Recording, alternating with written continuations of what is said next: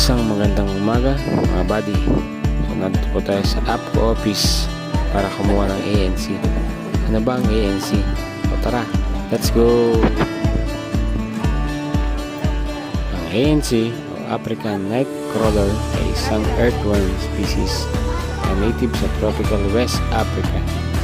Ang bulating ito ay nakakapag-produce ng organic fertilizer sa pamamagitan ng kanilang dumi o worm casting. Ito rin ang species na ginagamit sa vermiculture. Tayo ba yung ahon sa Kalayan Demo Farm?